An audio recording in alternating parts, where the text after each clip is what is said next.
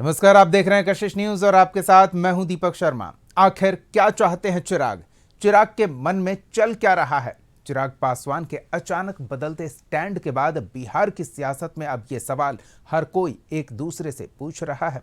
लाजमी भी है, क्योंकि Chirag Paswan back to back कानून व्यवस्था के बहाने अपनी ही गठबंधन सरकार को कटघरे में खड़ा कर रहे हैं।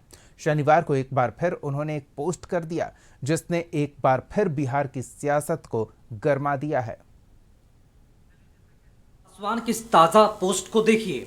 सियासत की जरा भी समझ रखते हैं तो आसानी से समझ सकते हैं कि चिराग की निगाहें कहीं और हैं और निशाना कहीं और।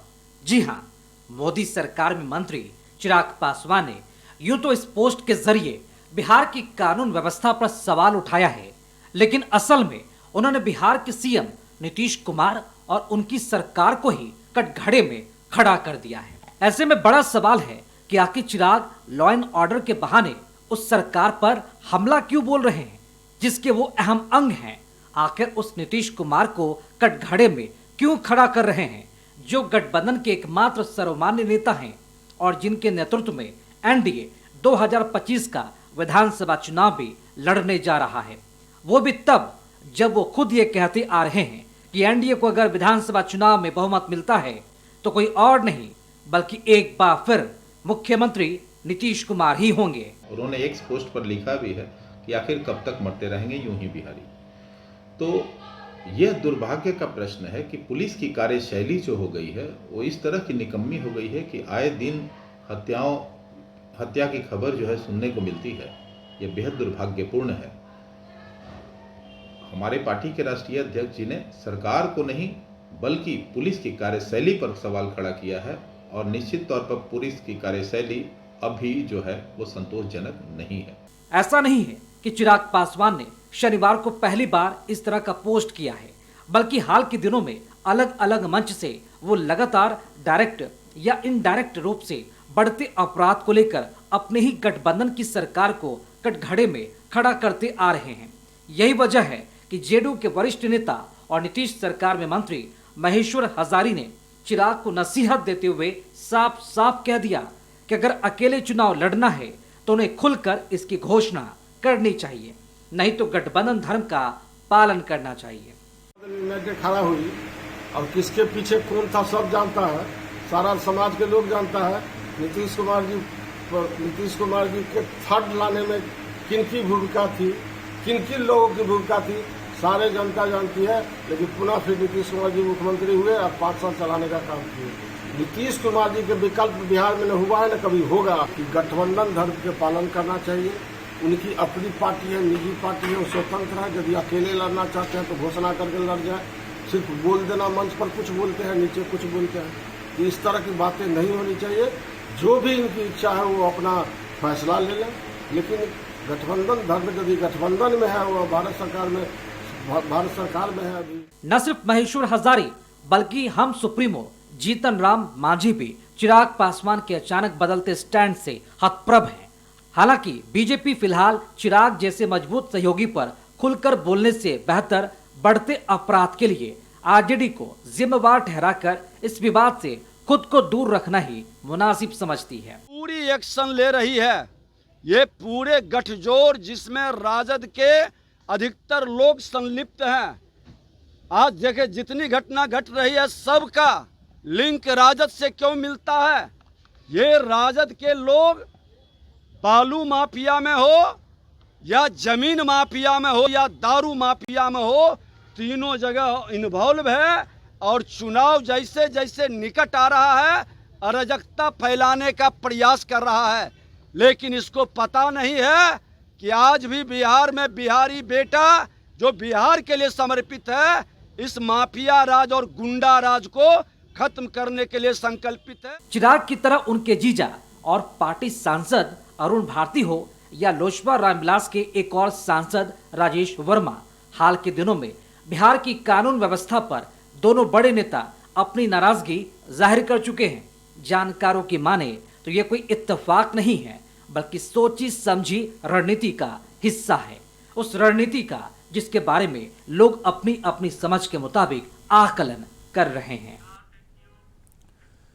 तो आकलन किस अंजाम तक पहुंचता है ये देखना दिलचस्प है, क्योंकि चुनाव है, सब अपने अपने हित को साधने में लगे हैं और इसके लिए कोई दोस्ती दुश्मनी मायने नहीं रखती है।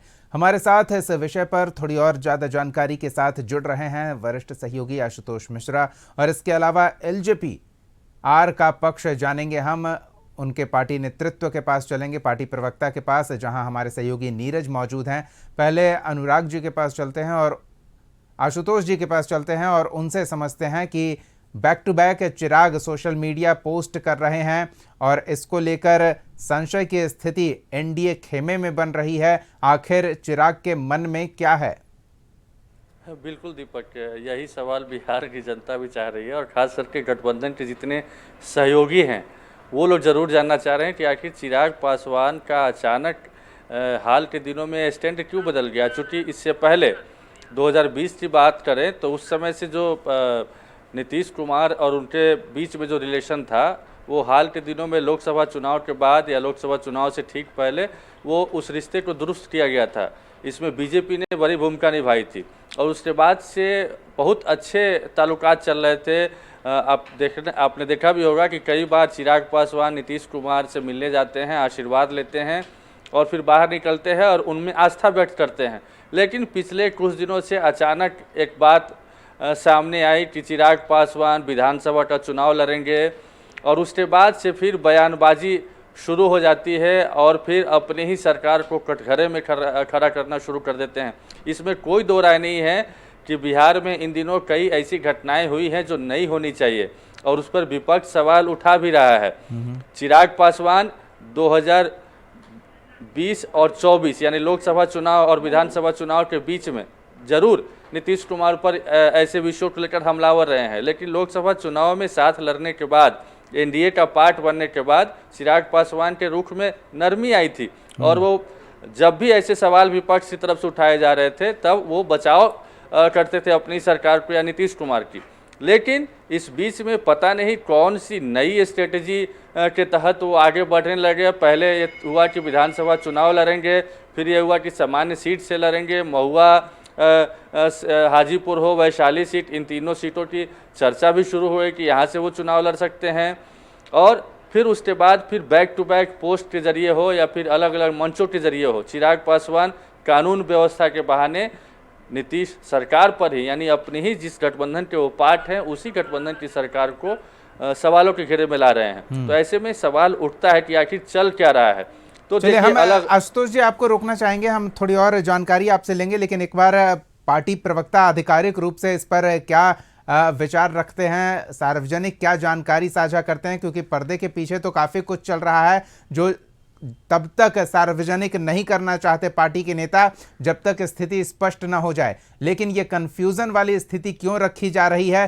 ताकि पार्टी के सहयोगी भी ये कह रहे हैं, अलग अलग घटक दल के नेता कह रहे हैं कि चिराग पासवान स्थिति स्पष्ट करें, मंच पर कुछ और मैदान में कुछ, ये नहीं चलेगा। सहयोगी नीरज के पास चलते हैं और वो पार्टी प्रवक्ता के साथ मौजूद हैं, तो एक बार उनसे स्थिति के बारे में थोड़ी और अपडेट्स लेते हैं। जी नीरज।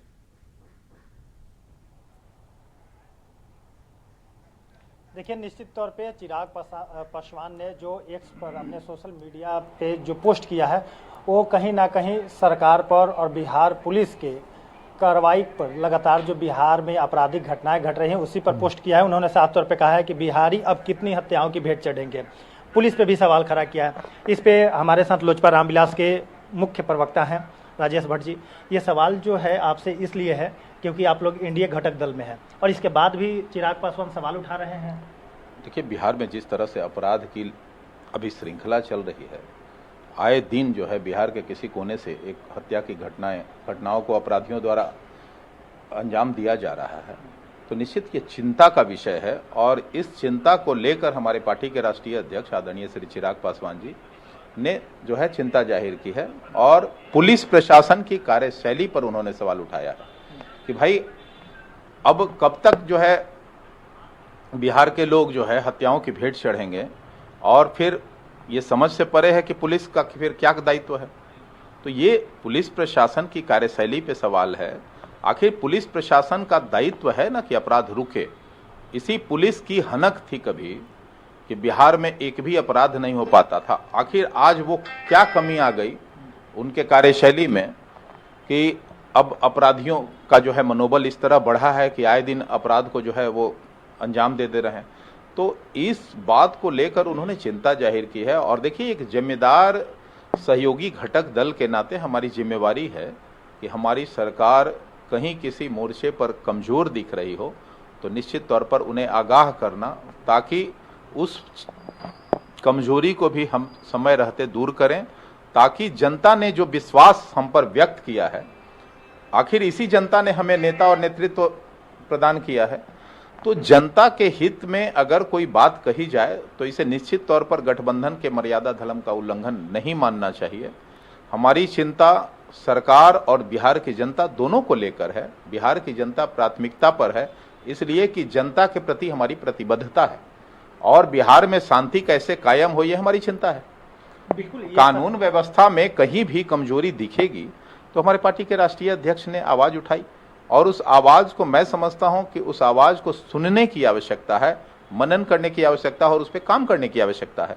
अगर उस पर काम किया जाएगा तो मेरा मानना है कि ये अपराध की जो घटनाएं हो रही हैं लगातार, इस पर निश्चित तौर पर बिल्कुल। पूर्ण विराम नीरज जी, लग सकता है। एक चीज राजेश जी से पूछिए जी। नीरज, एक चीज राजेश जी से पूछिए, वो इन टिप्पणियों को जिस तरह से उनके सहयोगी दल के नेता या जेडीयू नेता कर लें, बीजेपी नेता कर लें, कुछ कुछ टिप्पणियां आई है, हिंदुस्तानी आवाम मोर्चा की ओर से भी टिप्पणियां आई है, तो जिस तरह से वो समझ पा रहे हैं नकारात्मक रूप में, ये नकारात्मक नहीं है, सरकार के लिए सुधार के लिए सलाह है, क्या इस तरह से देखा जाए?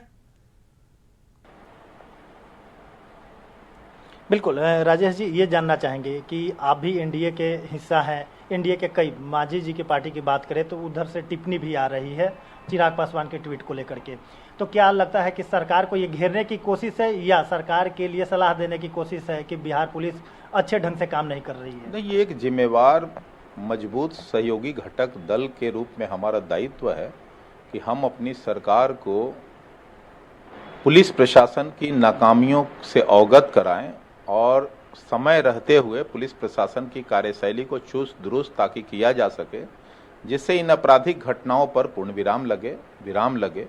यह बहुत ही आवश्यक है। आखिर बिहार में एक डर सा माहौल, जो आतंक सा माहौल पैदा होने जा रहा है, यह बहुत चिंता का विषय है और गंभीर चिंता का विषय है। इसी गंभीरता को देखते हुए हमारे पार्टी के राष्ट्रीय अध्यक्ष ने इस ट्वीट को किया है और मैं समझता हूं कि यह सकारात्मक इसका पक्ष देखना चाहिए। सकारात्मक सोच के साथ इसको कार्यान्वित करने की जरूरत है, ना कि इसे घटक दल के बीच कोई डिफरेंसेज और कन्फ्लिक्ट के रूप में देखना चाहिए। चलिए नीरज, हम फिर लौट के आएंगे आपके पास। हम जिस तरह से राजेश जी बता रहे हैं, आशुतोष के पास चलेंगे और उनसे समझेंगे कि क्या वाकई चिराग पासवान के हालिया दिनों की प्रतिक्रिया को लेकर, बिहार में बढ़ते अपराध को लेकर वो जिस तरह से अपनी बात खुलकर रख रहे हैं, इसे गलत तरह से देखा गया है। ये चिराग पासवान की ओर से क्या सलाह दी जा रही है, ये माना जाए। हमारे साथ जेडीयू प्रवक्ता नीरज जी जुड़े हुए हैं। नीरज जी, स्वागत है आपका कशिश न्यूज पर। धन्यवाद। नीरज जी, चिराग पासवान के अपराध को लेकर हालिया प्रतिक्रियाओं पर हम बात कर रहे थे और ये कहा जा रहा है कि वो चिराग पासवान सरकार की शिकायत नहीं कर रहे हैं, सरकार को सलाह दे रहे हैं कि चुनाव से पहले जो कुछ खामियां नजर आ रही है उन्हें दुरुस्त किया जाए। क्या कहेंगे? आंकड़े तो इस बात का गवाह नहीं बन रहे हैं। जो भारत सरकार के आदरणीय गृह मंत्री अमित शाह जी के विभाग, गृह विभाग का आंकड़ा, जिसके राज्य मंत्री माननीय नित्यानंद राय जी हैं, 2022 तक का आंकड़े में बिहार अपराध के मामले में नियंत्रित है। स्टेट क्राइम ब्यूरो का जो आंकड़ा है, आप निकाल करके देख लीजिए 2001 से 2005 तक की कितनी हत्या होती थी और आज हत्या का क्या स्थिति है। और बिहार के बाहर तो अपराध होता भी नहीं है, बिहार में ही, यहाँ तो बाहर में तो चुगलखोरी भी नहीं होता है, तो हिंसा है, नेशनल डिबेट होता है अपराध पर, लेकिन अपराध पकड़ा जाता है, अपराधी इस ब्रेकिंग न्यूज में चलता है। अरे अपराधी ब्लाइंड केस में भी पुलिस पकड़ती है हमारी। बिहार में अगर कानून का राज पर नहीं भरोसा लोगों को रहेगा तो आखिर लोग आते कैसे इतने टूरिस्ट? तो नहीं आना चाहिए बिहार में। शराबबंदी भी कायम है। इसलिए अब हमारी समझ है कि माननीय अमित शाह जी देश के गृह मंत्री है, और उनके विभाग के डेटा में ट्रांसपेरेंसी है, तो कहाँ से सवाल उठता है? जब अमित शाह जी का डेटा बता रहा है, स्टेट क्राइम ब्यूरो का डेटा बता रहा है, तो अपराध नियंत्रित है। और ऐसा थोड़ी है कि अब लोग नहीं निकलेंगे, शाम में बंद हो गया होगा महुआ, बंद हो गया होगा राघोपुर, ऐसा नहीं है। सब जगह दुकान खुली होगी, सब लोग घूम रहे हैं। यानी कि कहीं ना कहीं ऐसा तो नहीं है कि चिराग पासवान भी विपक्ष के एजेंडे का शिकार हो गए हैं? बाहर से वो देख रहे हैं तो कुछ और नजर आ रहा है और अपने लोगों से बातचीत का अभाव होगा। जब मैं किसी पर कोई टिप्पणी नहीं कर रहा है जी, तो केंद्रीय हम बड़े नेता हैं, लोजपा आर के राष्ट्रीय अध्यक्ष आदरणीय नरेंद्र भाई मोदी जी के कैबिनेट के सदस्य हैं जी, और उसी कैबिनेट के senior most minister Amit Shah ji हैं। तो उनके आंकड़ा को चुनौती तो हम नहीं दे सकते भाई, हमारी स्थिति नहीं है हुआ। चलिए, बहुत बहुत धन्यवाद नीरज जी अपना समय देने के लिए, इस विषय पर अपनी प्रतिक्रिया साझा करने के लिए। तो यही हम समझने का प्रयास कर रहे थे कि विपक्ष और सत्ता पक्ष के बीच ये जो अपराध के मुद्दे को लेकर वार्तालाप हो रही है, ये विवादित न हो जाए और गठबंधन के बीच एक खाई न बनाने की कवायद हो जाए। इसको लेकर किस तरह से समझा जा रहा है, ये हम बात करने का प्रयास कर रहे थे। आशुतोष जी, अब नीरज जी की भी प्रतिक्रिया हमने सुनी, राजेश भट्ट जी की भी बात हमने सुनी, अब किस तरह से देखा जाए इसे? नहीं, बिल्कुल राजेश भट्ट तो अपनी जो पार्टी के जो नेता हैं, सर्वमान्य नेता हैं, राष्ट्रीय अध्यक्ष हैं, उनको डिफेंड करेंगे ही। लेकिन कहीं ना कहीं जब कानून व्यवस्था पर सवाल उठाया जाता है और गृह मंत्रालय सीएम नीतीश कुमार के पास भी है और ये बातें भी मेंशन की जाती है, तो जाहिर तौर पर सरकार पर सवाल उठा रहे हैं वो, भले ही वो इनकार करें कि ऐसी कोई बात नहीं है। लेकिन अब आपको गौर करने वाली बात यह हो कि देखिए कि किन लोगों का रिएक्शन सामने आ रहा है। आशुतोष जी, एक चीज और, सवाल तो उठा रहे हैं, इससे इनकार नहीं है, लेकिन शिकायत नहीं है, ये सुधार के लिए सलाह है, ये राजेश जी की भावनाएं प्रकट हो रही है। नहीं तो सलाह क्या मीडिया में दी जाती है? क्या घटक दल के वो सदस्य हैं, राष्ट्रीय मतलब 5 सांसदों वाली पार्टी के वो राष्ट्रीय अध्यक्ष हैं, सीएम नीतीश कुमार से बार बार मिलते हैं, तस्वीरें सामने आती है, तो क्या वहाँ पे अपनी बात नहीं रख सकते हैं? को मीडिया के सामने में रखते हैं, एक्स पर पोस्ट करते हैं। यही तो सवाल है ना कि आखिर जब वहाँ मिलते हैं तो फिर क्या बातें होती है और फिर बाहर आके क्या बोलते हैं। बिल्कुल, राजेश जी की एक छोटी सी प्रतिक्रिया इस पर ले लेते हैं। राजेश जी, ये एक आम सामाजिक शिष्टाचार की बात है कि जो घर की बात है घर के अंदर हुई उसे निपटा लिया जाए। अगर चौराहे पर उस पर बातचीत होगी तो पूरी दुनिया चर्चा करेगी और चर्चा हो रही है।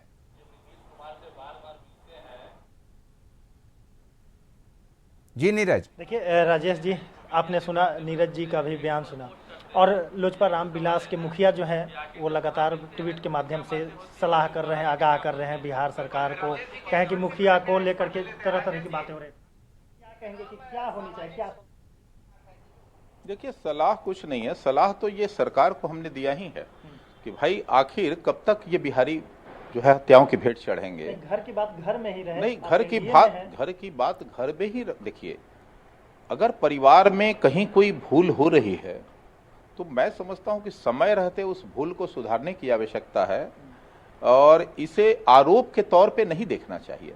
मैं आरोप नहीं लगा रहा हूं, ये सरकार अपनी है और सरकार के तहत जो पुलिस महकमा है उसकी कार्यशैली के कारण सरकार की कहीं अगर किरकिरी हो रही है तो मैं समझता हूं कि उसे समय रहते सुधार करने की आवश्यकता है।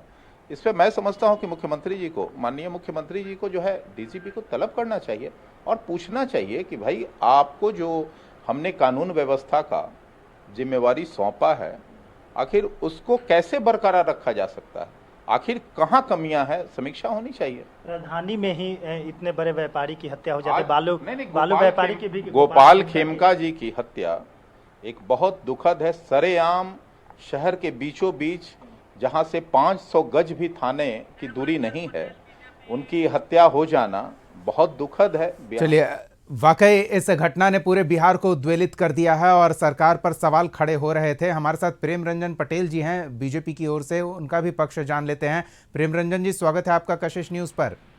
नमस्कार। प्रेम रंजन जी, हम इस बात पर बात कर रहे हैं, चर्चा कर रहे हैं कि चिराग पासवान बिहार में बढ़ते अपराध को लेकर चिंतित हैं और नीतीश कुमार से मुलाकात कर वो पहले कई मसलों पर बात कर चुके हैं, लेकिन अब इस विषय पर बातचीत सोशल मीडिया के माध्यम से कर रहे हैं।